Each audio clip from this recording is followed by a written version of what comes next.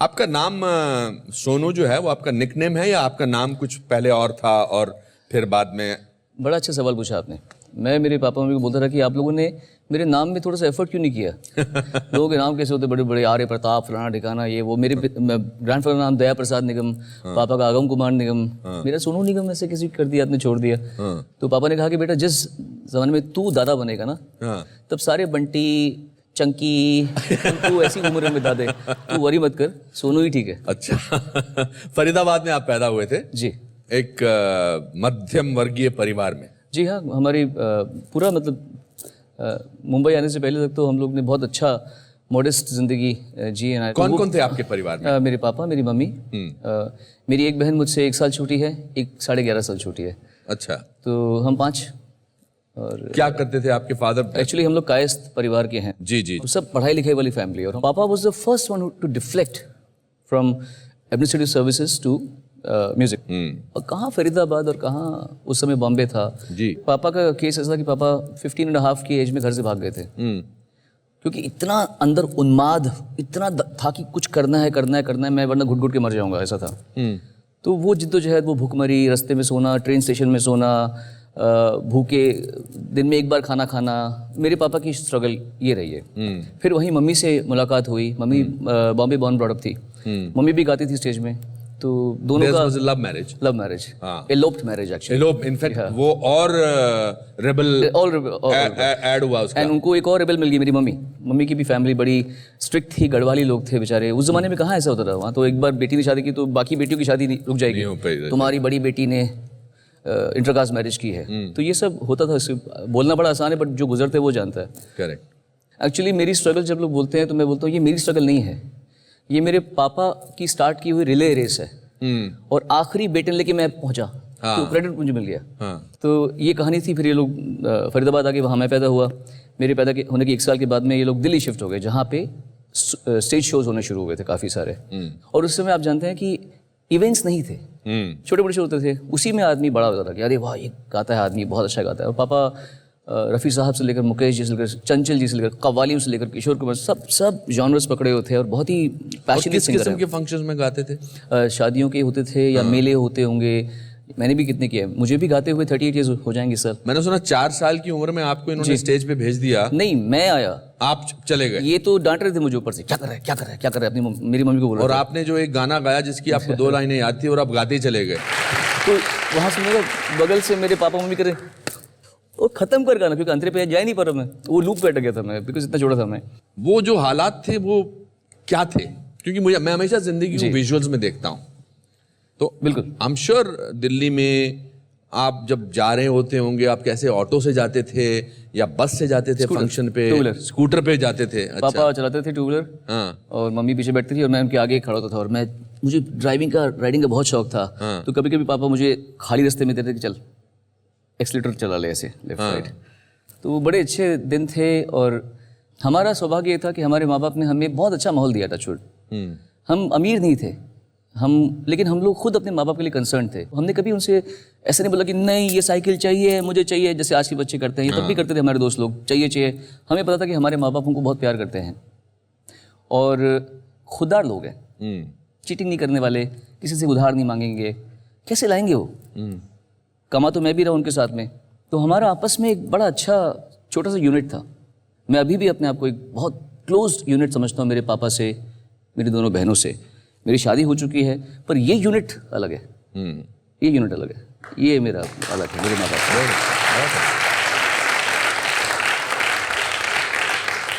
मेरे दादा बोलते थे कि जब पैसा बहुत कम हो ना, तो सबसे सस्ती चीज खुशी होती है। बहुत, क्या पता। तो आप अपने फादर को देखते थे, उनके चेहरे पर आपको परेशानी झलकती थी या जुनून झलकता था या मासूमियत झलकती थी या तकलीफ झलकती थी? एक अनबुझी प्यास थी पापा और मम्मी दोनों के अंदर में। कुछ करना है जिंदगी में, ऐसे नहीं रहना यहाँ पे। हम दिल्ली में स्टेज पे गा रहे हैं, not that we felt superior, लेकिन we could not be satiated by what was already there in the platter. हमको उससे ऊपर चाहिए था और वो चीज़ मेरे अंदर भी थी पापा मम्मी के साथ में। जब हम मुंबई में स्ट्रगल कर रहे थे, तो मैं 17 साल का ख़त्म होकर 18 पे बस अभी आया था। 12th पास की थी मैंने, नया नया जवान हुआ हूँ और मतलब कभी किसी से अफेयर नहीं किया। स्कूल में शर्माता था, पढ़ाई में तेज़ था तो इज़्ज़त का बहुत ख्याल था कि किसी को अफेयर ऑफ़र नहीं कर सकते, ना कह दे तो क्या होगा। तो पापा ने मुझे, हम जब सड़कों में घूमते थे, ये उषा खन्ना जी का घर है, ये अनु मलिक का घर है, यहाँ पे लक्ष्मी का प्याला रहता है, यहाँ ये रहते हैं हमारे, तो मुझे, हम जब सड़कों में घूमते थे, बसों को वेट करते थे, तो पापा मेरे कान में डालते रहते थे चीज़ें। तो एक बात उन्होंने मुझे कही थी जो मैं सबको कहता भी हूँ, या तो अभी मस्ती कर ले और बाद में धक्के खाना, या अभी धक्के खा ले बाद में ऐश करना। वाह, बहुत अच्छा, बहुत अच्छा, बहुत अच्छा। तो ये बात मुझे बड़ी अच्छी लगी। कभी कभी कोई बात दिल में रह जाती ना, बहुत अच्छी। तो मुझे लगा कि पापा ने बात क्या बोली है बात को, तो I will work hard now. मैंने पूरी जवानी सिर्फ और सिर्फ काम किया है और सिर्फ रियाज किया है, इतनी ज़िंदगी बताई मैंने। आपने एक बात और भी अच्छी बोली थी, आपके मुंह से सुनना चाहूंगा कि भूखे बच्चे ज्यादा मेहनत करते हैं। हाँ, मैंने कहा था भूखे बच्चे करते हैं मेहनत। मैंने अपने बेटे के लिए ये बात सोची थी, क्योंकि क्या है कि बहुत फ़र्क है मेरे बचपन में और उसके बचपन में। करेक्ट। इसको थोड़ा सा रिस्पॉन्सिबिलिटी या इसको एक एवरेज ज़िंदगी दिखानी पड़ेगी एक समय पर, क्योंकि जिन बच्चों को हमारे जैसे कुछ मिला नहीं होता वो लगे रहते हैं। हम टीवी हमारे पास में बहुत कम आता था उस समय, तो चलता भी नहीं था 24 घंटे, तो खाली वक्त में क्या करें, रियाज करें।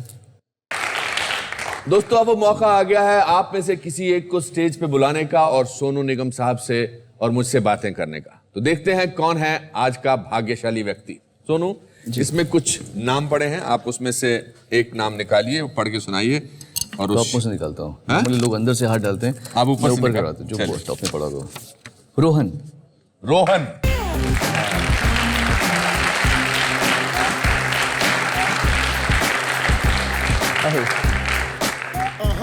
रोहन बेटा मैं भी हूँ। अच्छा, बैठो बैठो। रोहन, माइक पकड़ लो। क्या करते हो बेटा रोहन? मैं अभी 12th का एग्ज़ाम दिया मैंने अभी। अच्छा। और गाना सीखता हूँ मैं, बहुत बड़ा फ़ैन हूँ सोनू जी का। मुझे बहुत खुशी है मैं आज आपके सामने हूँ। कहाँ के रहने वाले हो? डोंबिवली। डोंबिवली? डोंबिवली से आए हो यहाँ? या। और आप सिंगर बनना चाहते हो? हाँ। बचपन से गाते हो? हाँ, बचपन से गाता हूँ मैं, सब परक्यूशंस बजाता हूँ, फ्लूट बजाता हूँ और गाता हूँ। इससे पहले कि आप सोनू से सवाल पूछें, मैं आपसे एक गाना सुनना चाहता हूँ। आप हमारे दर्शकों को गाना सुना सकते हैं? हाँ, मुझे इन्हीं के साथ गाना है, इनका गाना अभी मुझ में गई। अच्छा, आप गाओ, मैं साथ में गाता हूँ आपके, आप गाओ।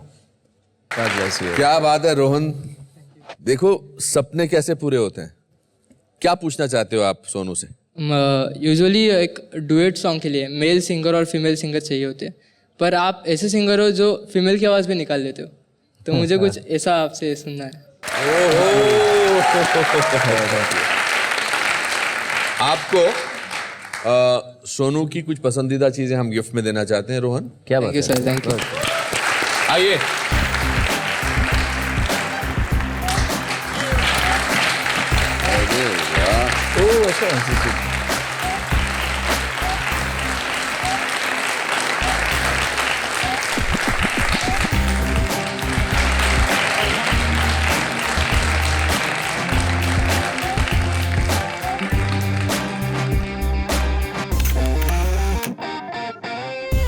Thank you. Thank you, beta.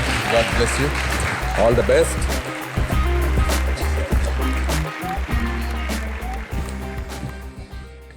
मैं बहुत देर से सोच रहा था जी, जिस शख्सियत के बारे में हमने आज इतनी बात की है मैं उनको स्टेज पर ना लेकर आऊं, अच्छा आपको मालूम पड़ गया। ये बहुत गुस्ताखी होगी। I will request Agam Nigam साहब to please come on stage.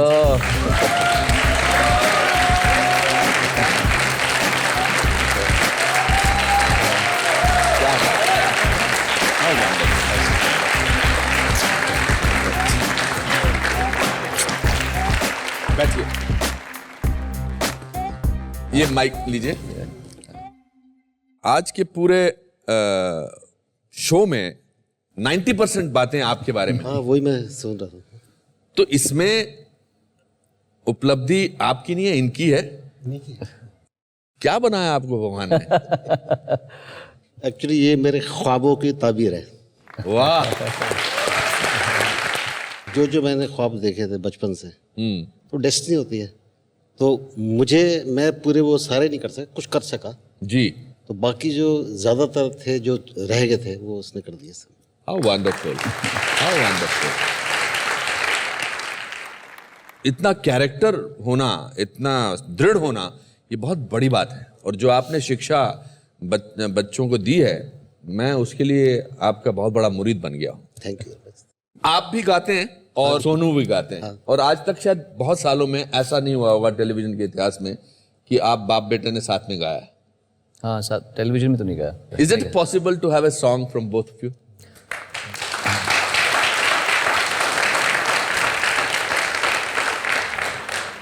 आपके घर पे बहुत सारे अवार्ड्स होंगे, बहुत सारे आपको इंटरनेशनल अवार्ड्स मिले होंगे। हमारे जितने भी जज्बात हैं हम एक इस कागज में लिख के रख देते हैं, और ये हमारी तरफ से आपके लिए तोहफा है। अगर आपके घर में ये आपके शान की शोभा बढ़ा सके तो विल बी वेरी हैप्पी। आइए, आप भी आइए सर।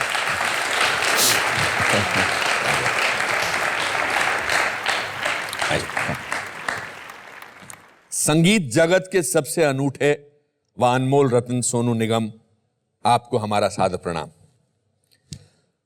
आप ऊपर वाले का रचा एक करिश्मा है जिसे सृष्टि में खुशी व संतुष्टि प्रदान करने के लिए भेजा गया है। आपकी प्रतिभा त्रुटिहीन है और आपकी मधुर आवाज अमूल्य। इतनी कम उम्र में सफलता पाने के पश्चात आपकी नम्रता आपकी पुनीत आत्मा का प्रमाण है। इस भटके समाज में आप संगीत का असली मूल्य बरकरार रखिए, यही हमारी आशा है। Anupam Kher. Thank you sir. और मैं चाहूंगा अगम साहब, ये अवार्ड आप हमारी तरफ से सोनू को दीजिएगा। Thank you sir. दोस्तों, उम्मीद करता हूं कि सोनू निगम से ये मुलाकात आपके लिए यादगार बन गई होगी। इसी के साथ हम आपसे विदा लेते हैं। अपना ध्यान रखिए और याद रखिए कि ऊपर वाले ने कामयाबी की सीढ़ी सबके लिए बनाई है। बस किसी की सीढ़ी में कदम कम है तो किसी की सीढ़ी में ज्यादा, पर आप बस बेखौफ अपनी सीढ़ी चढ़ते रहिए। मुकाम कभी भी आ सकता है, क्योंकि लाइफ में कुछ भी हो सकता है। Thank you.